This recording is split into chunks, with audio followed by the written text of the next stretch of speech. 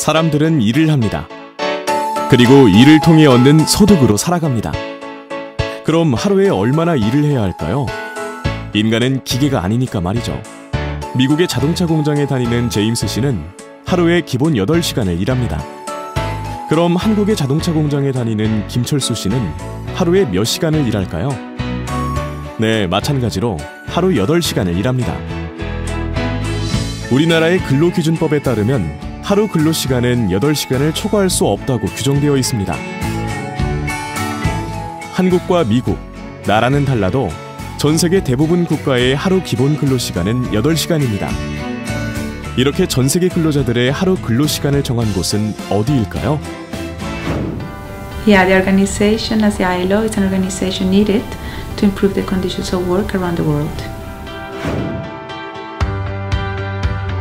전 세계 근로자들의 근로 조건과 환경을 개선시키고 근로자들이 삶의 활력을 느낄 수 있는 행복한 일터를 만드는 데 앞장서온 국제기구, 바로 국제노동기구 ILO입니다.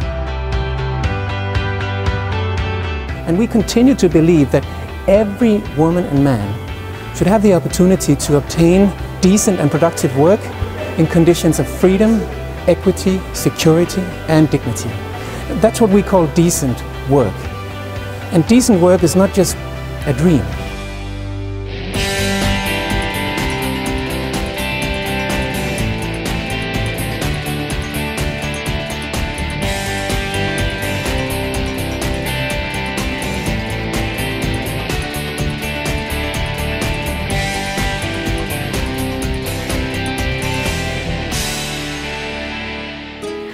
전 세계에서 일하는 모든 사람들이 인간다운 환경에서 정당한 대우를 받으며 행복하게 일하는 것.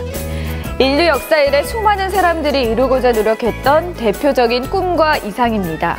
하지만 21세기인 지금도 이런 이상은 완전히 완벽하게 실현되지 못한 것이 사실인데요.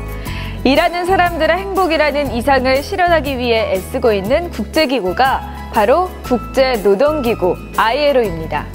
국제노동기구 ILO의 역사와 역할을 먼저 살펴볼까요? 스위스 제네바에 위치한 국제기구 단지 입구를 지나면 넓은 초원에 거대하게 서 있는 네모난 건물이 보입니다. 바로 이곳이 국제노동기구 ILO의 본부입니다.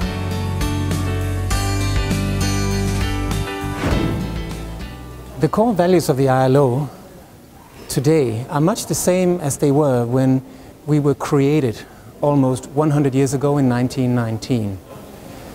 Our founders saw that universal and lasting peace cannot be achieved without social justice. 일하는 사람들을 위한 사회정의 실현. 이 목적을 실현하기 위해 국제노동기구 ILO는 다른 UN 기구에는 없는 독특한 의사결정 방식을 가지고 있습니다.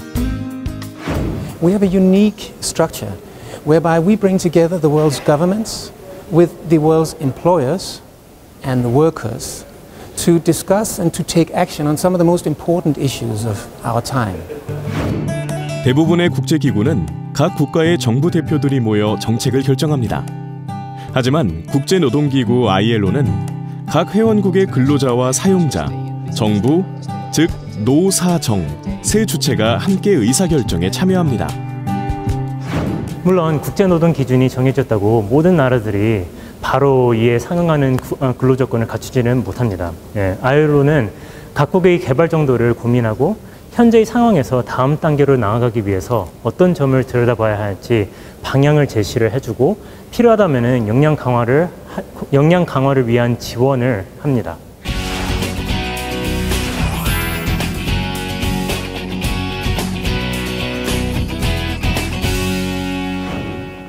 지금까지 국제노동기구 ILO의 역사와 역할을 살펴봤습니다. 일일 8시간, 주 48시간 노동 같은 세계적 근로기준이 바로 이런 민주적인 의사결정 방식에 따라 결정됐다는 사실이 무척 흥미로운데요. 일하는 모든 사람들에게 든든한 울타리가 되어주는 국제노동기구 ILO는 어떤 조직으로 구성되어 있고 또 어떤 일을 하는 사람들이 모여 있는지 알아볼까요? 국제노동기구 ILO의 주 역할은 국제 근로기준을 연구하고 제안하고 또 협의를 통해 조정하는 것입니다.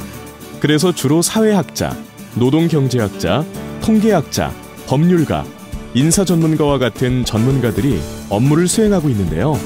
이런 분야의 사람들을 국제기구에서는 프로페셔널, 즉 전문직군이라고 부릅니다. 물론 이런 전문직들을 지원하는 행정, 재무와 같은 여러 분야의 제너럴 서비스, 즉 일반 행정직군도 있습니다.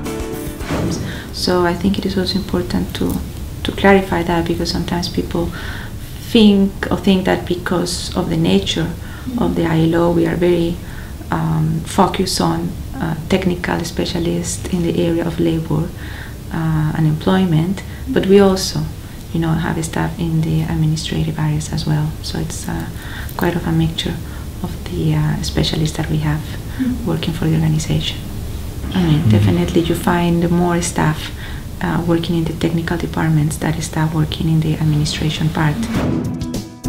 국제노동기구 ILO의 여러 전문 분야에서 전문직군으로 일하기 위한 기본 자격은 석사 이상의 학위, 최소 3년에서 5년 이상의 전문 경력, 그리고 제1 언어인 영어와 제2 언어인 스페인어와 프랑스어 중 하나 이상의 언어 구사 능력입니다. 그렇다면 국제노동기구 ILO에서 일하기를 꿈꾸는 지원자들에게 실버메사 담당관이 해주고 싶은 조언은 무엇일까요? Sometimes candidates, they don't really know what is the area of expertise or where they want to work, so they apply to many positions, but I think a candidate really needs to know and to develop an area of expertise in order to apply. To know I really want to work on this area and this specific area, so look for a position on that specific area. 국제노동기구 ILO의 채용 과정은 채용 공고, 서류 전형과 직무에 따른 필기시험, 그리고 엄격한 면접 등의 절차를 거치게 됩니다. 국제노동기구의 채용 정보는 ILO 홈페이지와 외교부 국제기구 인사센터 홈페이지를 통해 수시로 확인할 수 있습니다.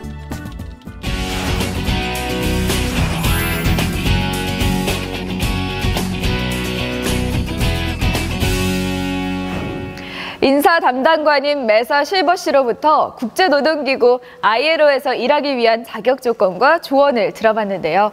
그렇다면 이번엔 현재 우리나라에서 국제기구로 진출할 수 있는 경로는 어떤 것들이 있는지 살펴볼까요? 첫 번째, 국제기구별 공석 공고를 통해 개별적으로 지원하는 방법입니다. 필요한 보직의 직무 내용, 응모자의 자격 요건 등이 표시된 공석 공고는 국제기구 채용 홈페이지에서 정보를 얻으실 수 있습니다. 두 번째는 국제기구 초급 전문가, JPO 주니어 프로페셔널 오피서 과정을 통하는 방법인데요. JPO란 우리나라 정부가 비용을 부담해 UN 및 관련 국제기구 사무국에 1, 2년간 수습 직원으로 파견하는 제도입니다. 세 번째는 UN 및 국제기구에서 운영하는 젊은 전문가 프로그램 YPP입니다. 회원국들의 분담금에 따른 지리적 배분 원칙을 적용해서 국제기구 진출이 없거나 진출이 적은 나라의 국민을 대상으로 실시하는 프로그램입니다. 다음은 인턴십 프로그램에 지원하는 방법입니다. 국제기구마다 필요에 따라 인턴을 선발하고 있고요. 인턴 기간은 3개월에서 6개월 정도입니다. 마지막으로 UN 자원봉사단에 참여해서 해외 봉사 경험을 쌓는 방법도 좋은 기회가 될 수 있습니다.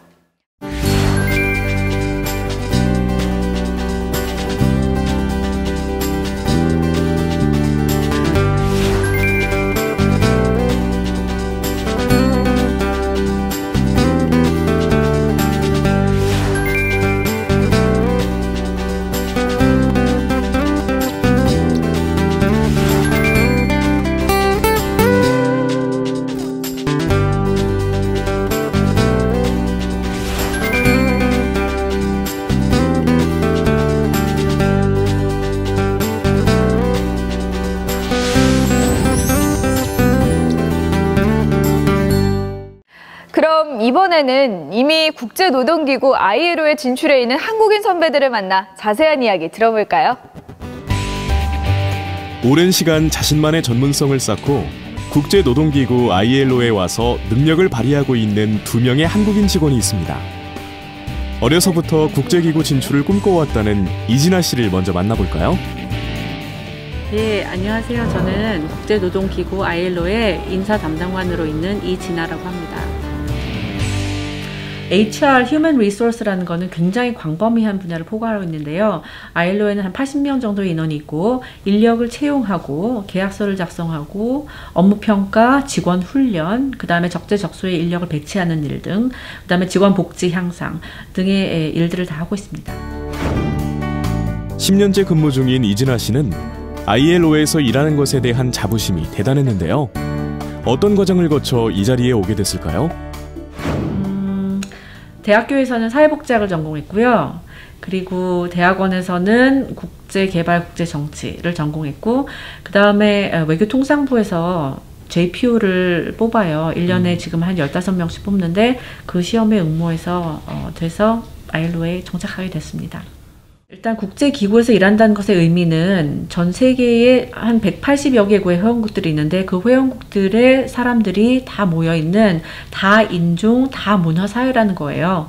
그래서 오해도 많이 있고요. 일을 하다 보면 어떤 잦은 커뮤니케이션 문제들 이런 것들이 언어의 장벽뿐만이 아니라 어떤 다양한 그러니까 생각하는 방식의 어떤 다양성 때문에 일어나는 충돌들이 있는데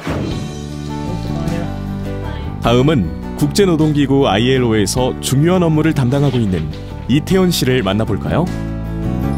네, ILO 국제표준기준국에서 일하고 있는 이태원이라고 합니다. 국제노동기준은 어찌 보면은 그 ILO의 핵심이라고도 할 수가 있습니다. 그 중에서 특히 저는 차별금지 조약 그리고 양성이 평등하게 그 페이를 받을 수 있게 하는 Equal Remuneration이라는 조약을 맡고 있습니다. We can give a message to them and trying to at least put in a few variables.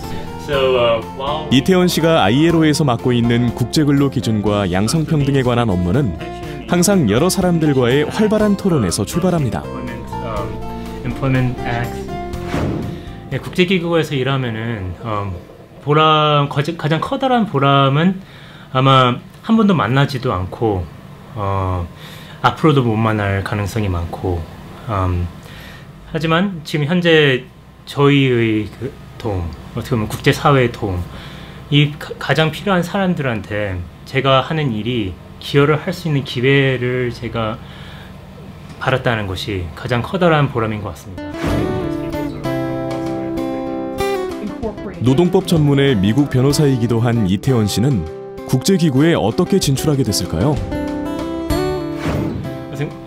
어떻게 보면 저는 국제기구가 처음부터 꿈이었다기보다는 제가 차별에 대해서 좀 거시적으로 그 업무를 하기 위해서는 국제기구가 저한테 가장 맞는 그 직장인 것 같다라는 생각으로 미국에서 어린 시절을 보내며 차별을 경험했던 이태원 씨는 차별 문제를 해결할 방법을 찾기 시작합니다. 의문의 답을 찾기 위해 대학에서는 심리학을, 대학원에서는 외교학, 공공정책학, 법학 등 여러 분야를 두루 섭렵했는데요. 그러던 중 차별과 관련 있는 인권기구와 비정부기구, 유엔기구에서 인턴 경력을 쌓고 국제기구 초급 전문가 과정에 도전, 국제노동기구로 오게 됐습니다. 근로자들의 차별 문제 해결을 위해 애쓰고 있는 이태원 씨. 차별이란 무엇일까라는 의문에서 출발해 이 자리에까지 온 것입니다.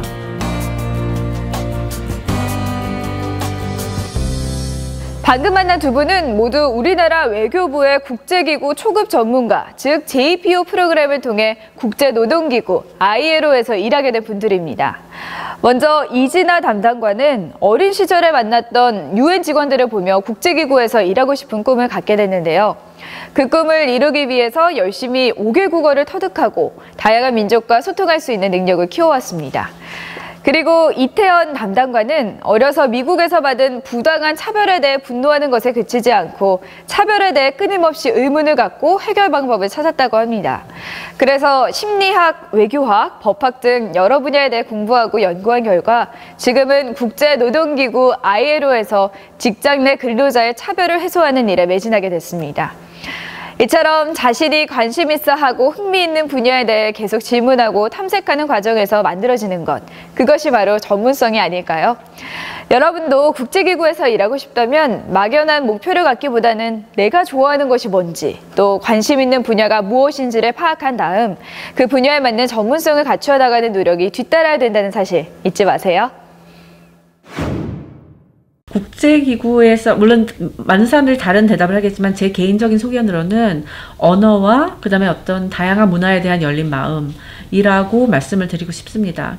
그냥 CV를 대충 써가지고 모든 기구에 뭐 다 CV를 제출한다던가 아니면 웹사이트에 있는 그런 공채의 자리에 그냥 무작정 어플라이 한다던가 이것보다 훨씬 더 인턴십을 통해서 들어온 친구들이 더 전략적으로 들어올 수가 있죠. 그 국제기구에서 일하든지 아니면 뭐 다른 직장을 갖추든지 간에 지금 현재부터 할 수 있는 것이 가장 중요한 것은 자기 자신만의 스토리를 갖추는 것이라고 생각합니다.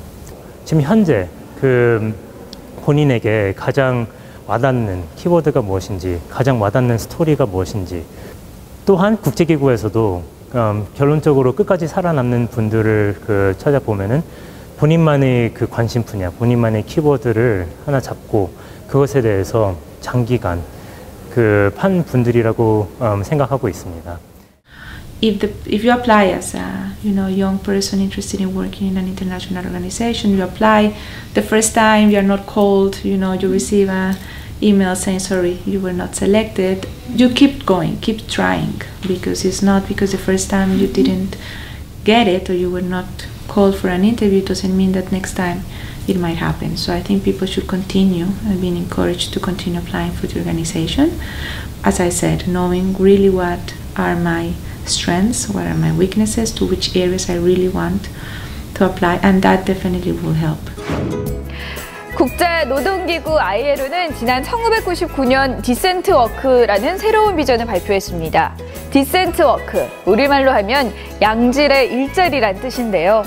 이 말에 담긴 의미는 사람들이 매일매일 하는 근로를 사회적으로 존중받고 보호받는 것으로 만들어 나가자는 것입니다. 그리고 앞서 만나본 이진아 인사 담당관은 국제노동기구 ILO를 세계의 모든 일하는 사람들이 제대로 근무하고 제대로 대우받고 행복하게 살게 해주는 버팀목이라고 말했습니다. 버팀목과 디센트 워크, 국제노동기구 ILO의 의미와 가치를 적절하게 표현한 것이 아닐까 싶습니다. 세상 모든 일하는 사람들의 벗인 국제노동기구 ILO로 여러분도 당당하게 도전해보는 거 어떨까요?